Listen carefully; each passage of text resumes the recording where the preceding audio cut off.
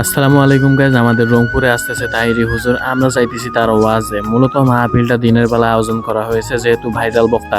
যেমনটা শুনেছিলাম হুজুর নাকি আসবে হেলিকপ্টারে করে। আমরা সেটার ফুটেজ নেওয়ার জন্য একটু তাড়াতাড়ি বের হয়েছি। এই ভিডিওটা করছিলাম কয়েক মাস আগে, কিন্তু তারপর আপলোড করা হয়নি। আজকে সুযোগ পেলাম তাই আপলোড করতেছি।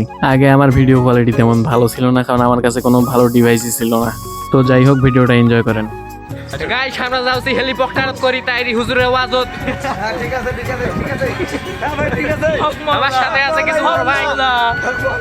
এবারে দেখতে পাচ্ছেন গ্রামের রাস্তা খুবই মারাত্মক। এই ভাঙাচুরের রাস্তা দিয়ে আমরা হেলিকপ্টার নিয়ে যাচ্ছি। কিছু দূর যাওয়ার সাথে দেখবেন ওয়াজের গেট।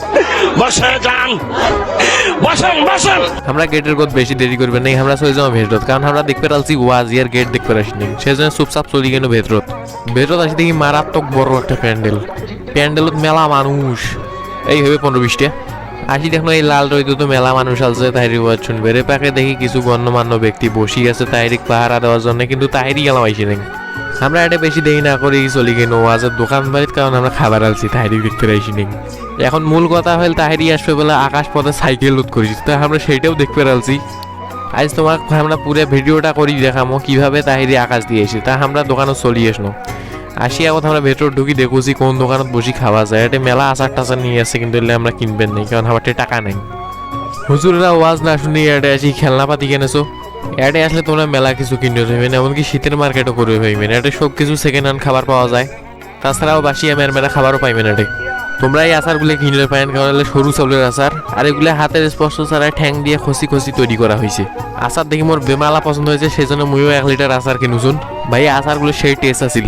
আচার নিয়ে এপাকে আসি দেখি কয়টা গালামালের দোকান। মানুষ এটা চাউল ডাউল কেনছে।